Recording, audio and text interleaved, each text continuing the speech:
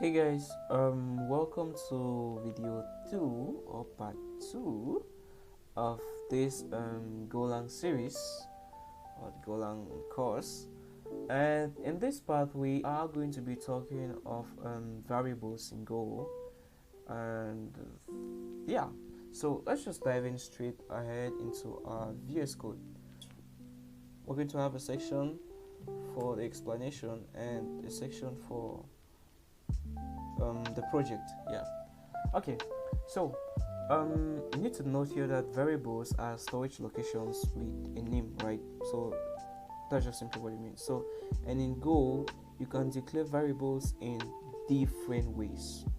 Yeah. Well, there are three ways you can declare variables, but let's just go.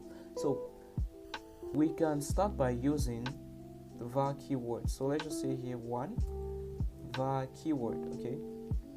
So let's go ahead. So how then do we do that? We say var age, okay, and we specify the type, okay, 25. Okay, so this is how we do it, and we need to import a package main. Okay, now that's okay for that. No packages found for the open file. Well, we can leave this for now. It's not really that important, but that will just make a way to take away the error that we had. So you can see that this is the first way that we write var age, and if you hover over it, you can see that it's age and it's int because of 25. If we tried doing this, right, if we tried maybe assigning a string, illegal run later on, right, because we specify that the type was an integer.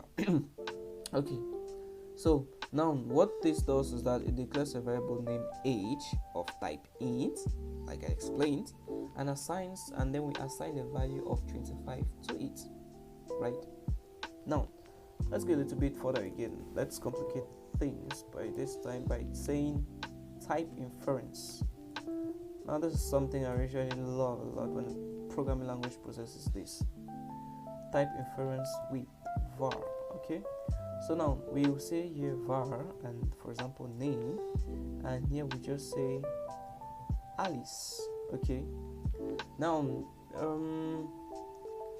by type inference it's able to know that okay, since this is a string, then Go infers that name has the data type of a string, right? So Go infers name as a string since it's we're assigning to it a text value, right? And the last is this, which I think I'm just going to call it short declaration. Okay, I'm going to call it short declaration, and a short declaration is something like this. Okay, it's this semicolon and the equals to, right? So for example, if we don't want to start writing var int age or var name, we just say for example something like score is equals to 19, maybe 19.5. okay, and forgotten a short declaration there, and boom, we have that. Okay, expected declaration for score. Okay, and yeah, that's that. So now this declares and initializes score with 90, infer it as an int, right? So more of like this kind of short syntax is used within curly braces body, right? Like maybe within a function. Okay, so that was that with the type of ways or the different methods in which we declare variables. Now we're going to go with data types in Go. So excuse me if this is kind of like going to be messy, but we're just going to go ahead with it, right? So we're going to go next now with the data types. Now Go has 4 types of data types. For the first, we have numeric, right? We have the numeric types, and we just saw one of those in which we have the integer, right? We have the integer type where we have the int, right? But mind you that we don't end there. We have int 8 int 32, we have 64 for signed integers, right? And this for this signed integers, okay, they can store positive and negative values, right? This type up to 32 and 64. But now we also have the counterparts, okay, still under the integer type, but this one's unsigned integers, right? So you have like uint 8 and uint 32, okay, and I'm just gonna say here unsigned integers, okay. Now these unsigned integers can only store non-negative values. So for the next part, we also have for the next sub numeric type, we have the float, right? We have the float type, and as well as you can guess, we have float 32 and float 30. Let me just do it like this: float 32 and 64. Now the difference between float 32 and 64 is that float 32 uses 32 bits of the memory and provides roughly, I think it's between 6 to 7 decimal digits of precision. Now the float 64 uses 64 bits of memory and provides between 15 to 16 decimal. But I know this is like kind of like too much jargon, but just keep in mind that always use float 64 for better precision, right? And we could just have something, a simple example here, like maybe temperature, let's say float 64 to be equals to 36.6, right? So nothing really complex, and that's where we end. So for the next type of data type, we are going to be having booleans, right? We're going to be having the boolean type, right? Now we're going to be having this boolean type. Now this boolean type is just either true or false, and nothing much there. So I'm not going to dive too much into that, and we can just say var is active, bool is equals to false, right? That's just it. As well as you can change it to true. Have is the string type, which we came across earlier, and not going to go into this, but it's also with a little s, not capital S. Okay, and you just write here maybe, and mind you that it's with double parented and double quotes, right? So we have Alice. For the fourth type, okay, this is where some things become a little bit complex. We have the complex types. Now under these complex types, some of them we already used with them, and some we aren't. Arrays, we are familiar with arrays, okay, but I won't go too much into arrays because we are used to with arrays from different languages, JavaScript, TypeScript, PHP, and all of that, right? So, but here the arrays in Go is that they're kind of like of two types, right? We have arrays and we have slices. Now, an array is fixed size limits of elements of a single type. So what do I mean by that? Let me provide an example. So for example, if we say here var numbers, okay, numbers, and I said, and this is how arrays are defined in Go, right? Square brackets, you input the number and then you specify the type, and then we can say here equals to, and we do this, okay, we say 1 2 3 4 5, okay. So this is how it works in Go, right? So that's what I was just saying, like a fixed size list of elements of a single sizes, right? Sizes are a form of arrays, but in a more dynamic form, right? It's just like the flexible form of arrays, right? Of the arrays. So we could just say here something like var fruits, okay, and we just say provide here an empty bracket, and we say here string, and then here we could provide whatsoever we want: apple, banana, Now Go is going to be intelligent enough to know that, okay, since we're providing an empty bracket here, it means that this list, or this list can actually be is dynamic, right? It doesn't have a certain fixed length. Yeah. And the next thing we're also going to talk about is maps, right? Maps too in Go, maps are key value pairs, right, for quick lookups. And we could have something simple like cities, right? Cities. And map too are kind of like strange, well, really in a kind of like strange manner, but here we write the key and here we write the value, right? So like I earlier said, right, maps are key value pairs, right? So we could have here USA, right, and then we define it as sorry about that, it wasn't Washington DC, okay, Washington DC, okay, and so on and so forth. So the last one we're going to talk about is structs, okay. Structs. Now, structs here are custom types that group fields together. I think you can see it almost like classes in other languages, right?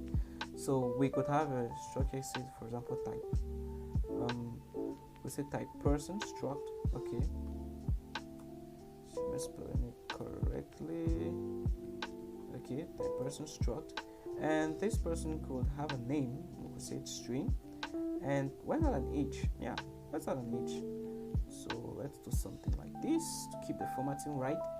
And if we were to use it now, we'll just, for example, say something like John. Okay, John is equals to person. And if we hover here, we see that the person expects a name and an age, right? So now we need to provide, let's say for example, John. Okay, and let's say John is 30. Okay. I think we are supposed to use curly,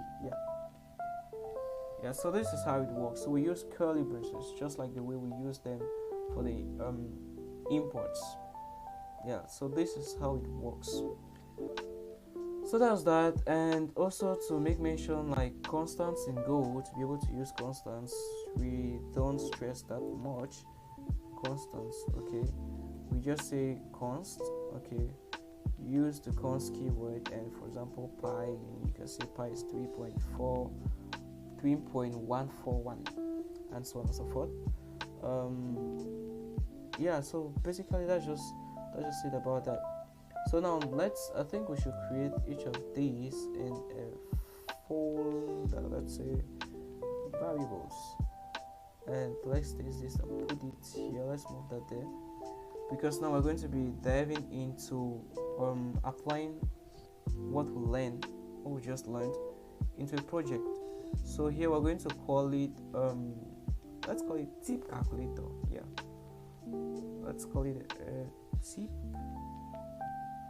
Let's just use this calculator.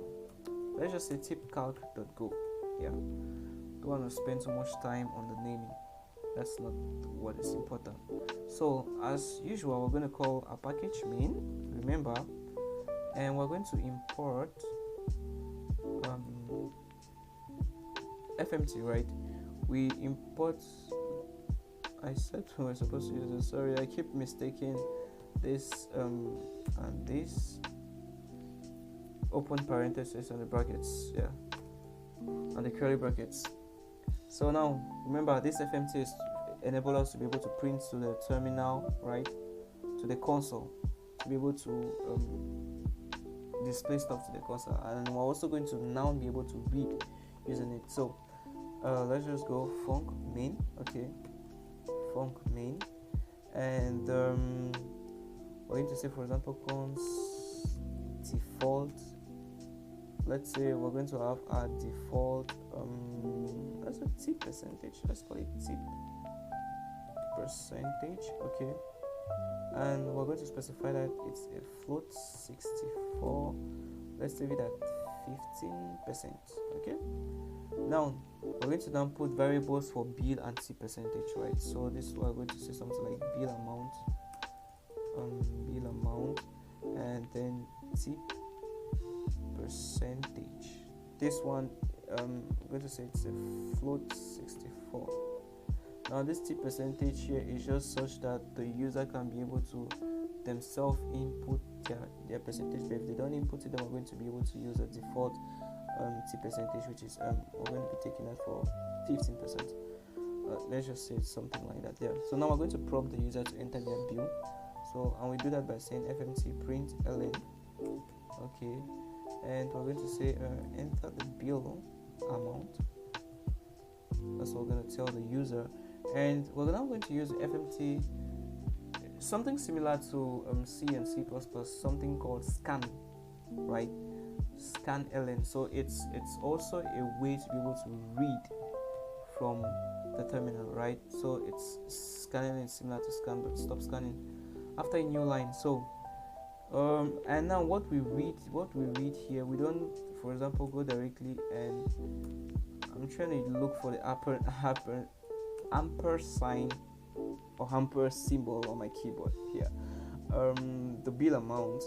Now the reason why we're using the bill amount here is that the scan ln uses some kind of references, right? We don't use the variable directly there. We need a reference. That's why we're using the ampersand, and it's actually so cool. So then we prompt now the user as well to be able to enter the tip percentage. Okay, now we're just going to tell them enter the tip percentage. Okay, or remember we have or press enter to use default percentage, default percentage, anyone, that default 50%. Okay, now we're not going to have an n here, the value that they enter, right, or the percentage.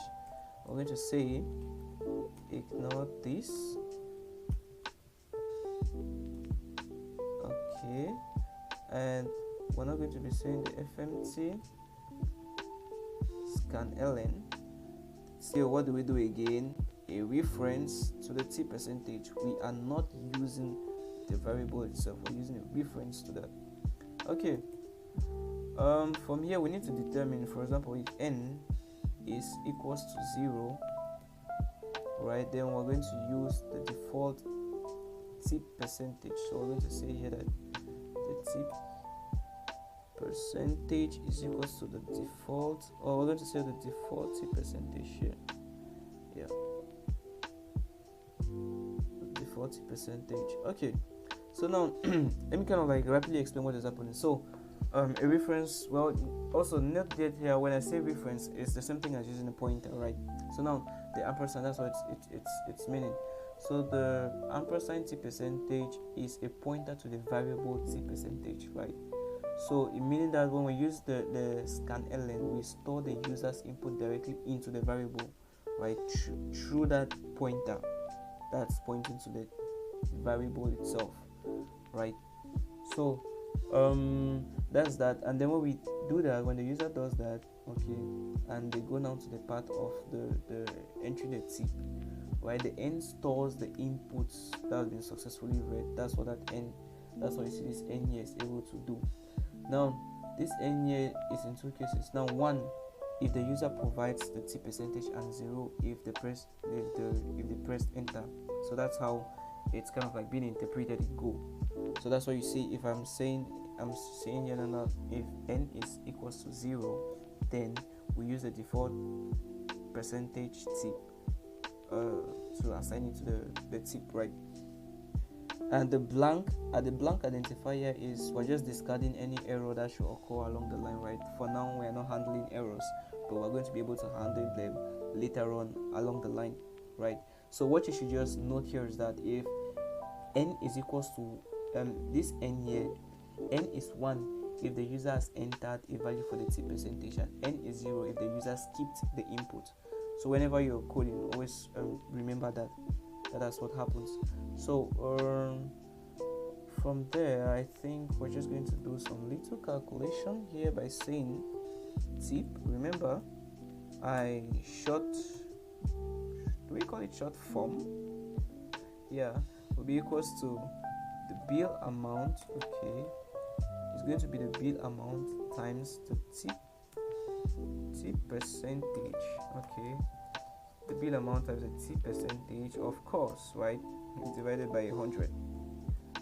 And from there we can display it. So let's say, for example, fmt printf. Okay, we're going to be printing that, and we're going to say the tip is $S. Are we even going to use $? I don't think. Okay, yeah, dollar percentage 2f. Now this we're just going to since remember that we're doing a division, right? And these divisions we said since we're using float, right? Since we're using float, this tip here it's of type float. So if we hover over it, we see that it's float 64, so it's a decimal, right? And you can come out something like point this.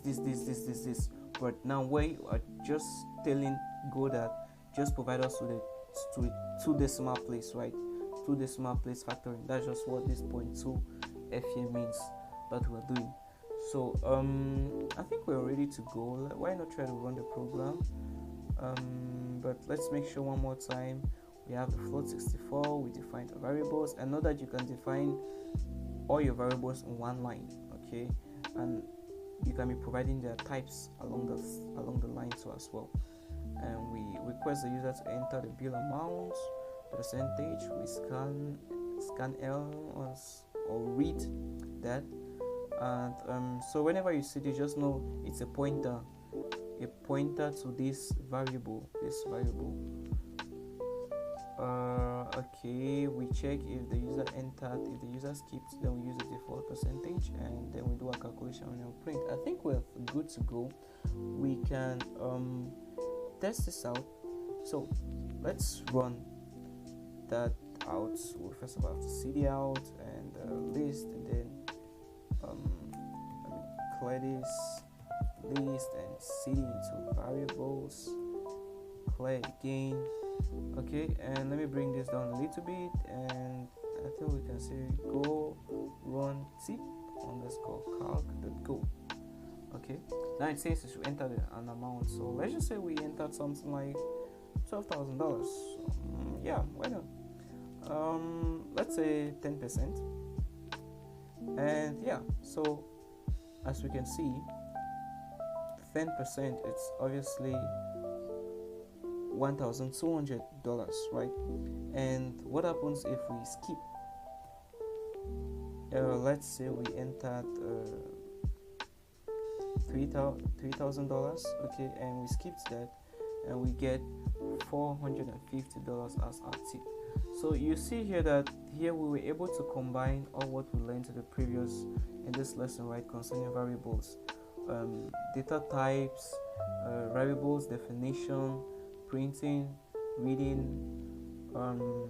as well as the short, let me call it the short form or short declaration, right? And some mathematical formula that wasn't that complex. And yeah, so thank you guys for watching, and just make sure to stick again around for the next project.